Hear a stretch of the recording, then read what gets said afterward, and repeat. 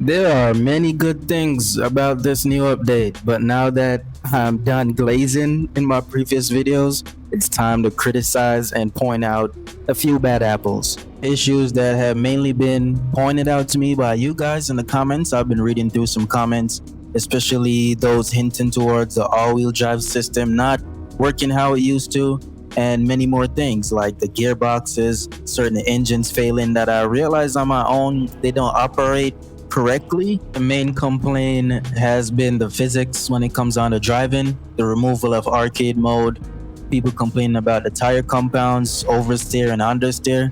For me, the oversteer and the understeer isn't the root of the problem. I don't think anything is wrong with that. The cars kind of behave more grounded to me, honestly, when the oversteer and the understeer introduced. It's what happens to the other system that causes the main problems. And I'm going to show you guys what's going on.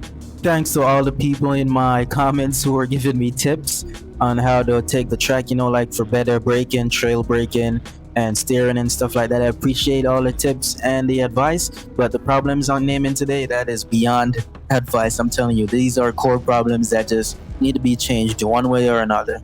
So the first problem to talk about, and this is one that I saw in the new update video that I made, that first video, somebody said that the cars are braking by themselves, or like the tires start to spin backwards after the RPM dips below a certain limit. And to demonstrate that for you guys, I have two McLarens here, one with the issue and one without the issue. So it kind of leaves me confused as to what the problem is, because both of them, they both have slick tires, right? So it's not slick tires. I'm gonna demonstrate it real quick and then get to the explanation. Let me show you guys the one that has the issue first. So here we are on the track, and this McLaren is the one that's giving the problem. So I'm gonna show the button so you guys can see that I'm not hitting a brake, and I do have traction control on. I'm gonna show you the results when I turn it off. So all of these are turned on, so the car shouldn't spin out in a straight line, just slowing down. So here's exactly what happens. I speed up.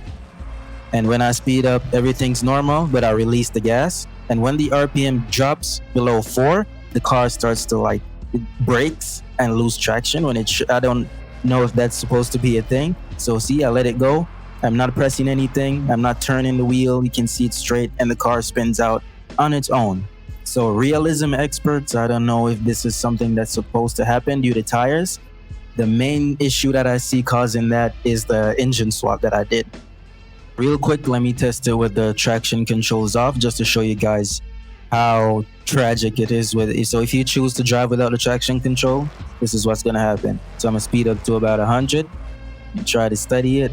So if I speed up to about 100 and then I release it, once it drops below 4, you see it starts to tilt out and spin out. I don't know if that has to do with the engine swap that I did. I'm going to show you guys what's going on with that. Here it is in the garage. The tire pressure is normal, tire condition is normal. Showing you guys all of this so you know that it's not any of that that's the issue. The LSD is normal, everything seems fine. The engine is the 101 engine that I swapped it to. I don't know if that's the cause or if it's the gearbox. So I'm gonna have to rectify that. I'm gonna test it out. I'm gonna change the gearbox and see if that's what the issue is or if it's the engine itself. Because the McLaren that is not giving problems, it has how do I pronounce this engine? Is a tipo, whatever, the Ferrari engine I swapped it in, and it's not having that issue. The gearbox is this. It's using the same differential. None of that tire pressure, everything is the same. This car doesn't do that. I'm gonna show here. I have the traction control off and everything like that, just to give it the benefit of the doubt. The same tires, semi-slick. You guys saw that the pressure was the same too and all of that. So I'm gonna accelerate. It has a lot of power, so naturally they twist off the start. I have no problem with that. The problem I have is when it slows down. So this one is fine. Over 100, I let it drop below the 4, and you see it just gears down. It gears down instead of spinning out. So what I believe is it's the gearbox. I'm gonna change the gearbox real quick and see if that fixes the other one. Here it is, the other one. If the gearbox doesn't fix the issue, then it's definitely the engine that's the problem. The engine doesn't work with this car. So I'm gonna try the gearbox swap. I'm gonna go for the same one that I use in that other McLaren, which is this, the ZF1. I heard these gearboxes can be troublesome, so maybe the one I used was the problem. So if you have that problem, maybe it's your gearbox. We're gonna see if it fixed it. So now the gearbox is changed to the one that was working perfectly fine in the other car. So now we're gonna see if that fixes the problem of it spinning out below that RPM limit. So I'm gonna accelerate over 100, let it drop below 4, and it still spins out. So you see it's still twisting, and I believe that's just the engine swap. So the one-to-one engine, maybe it just doesn't fit this car well. I don't know if that's supposed to be a thing with the swaps. It's a game after all. It's not supposed to be crazy realistic, but experts, let me know what are your thoughts on this with the engine causing that. Is it a torque something when it drops below 4? I don't know, but people might have a problem with that and need an explanation for it. So there's that. It's the engine that could be causing that for you if your car is spinning out without your input. I'm gonna just dive right into the next issue with this. So the all-wheel drive gearboxes, those can be troublesome right now and actually give you less control than rear-wheel drive. So I tested it on the Porsche. The Porsche here, I tried swapping it to all-wheel drive and rear-wheel drive, and the rear-wheel drive handled better than the all-wheel drive when on the track. I know, crazy, right? So I had to put in the rear-wheel drive in it. The all-wheel drive seems to spin out more. The rear-wheel drive was so much more stable. I don't know if it has to do with the weight distribution of the car, my bump and rebound settings. I'm gonna have to try out all of those when I'm experimenting again. But yeah, all-wheel drive, maybe there are some good ones, but for most of them, it's pretty bad. So, anywhere you see an all-wheel drive gearbox, you'll probably not have a good time with it unless it's a good one or you know how to tune to counter it. Just for a quick example, here's my Audi, the R8. I have the four-wheel drive, all-wheel drive gearbox in it. I don't know if it makes much of a difference. It didn't for me, whether it's all-wheel drive or four-wheel drive, because they didn't really put much detail into it. The traction controls and stuff turned back on, and the fast steer and return because I'm using the arrows, so I want the steer in the center back quickly. So I'm gonna accelerate. It's an all-wheel drive. So far it's good. A few moments later.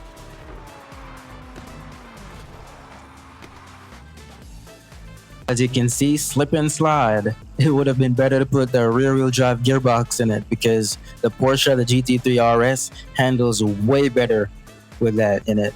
Despite my skill issue, it handles better for me, even though I'm not a professional at driving yet. Here's how the Porsche handles. Same settings.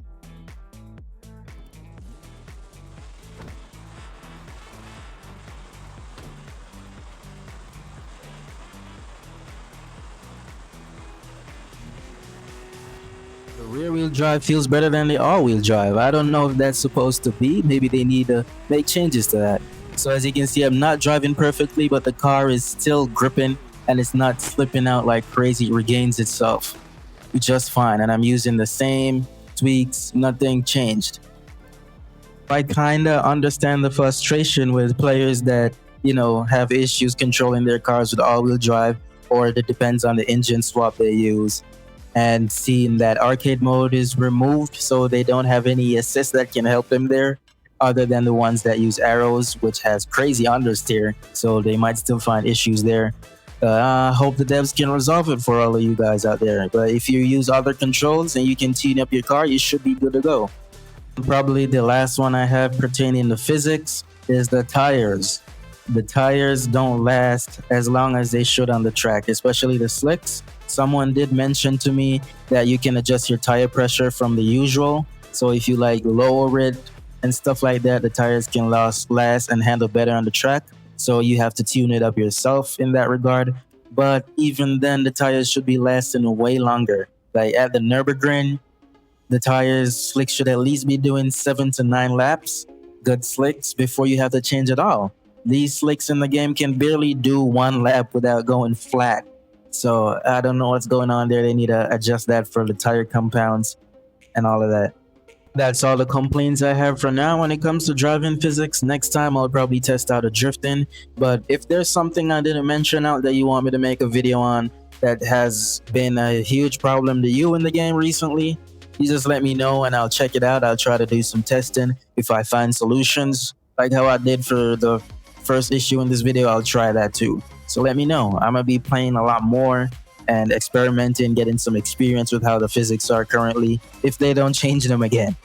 Thanks for watching. As always, be safe out there and drop a like and subscribe if you're new. See you in the next one.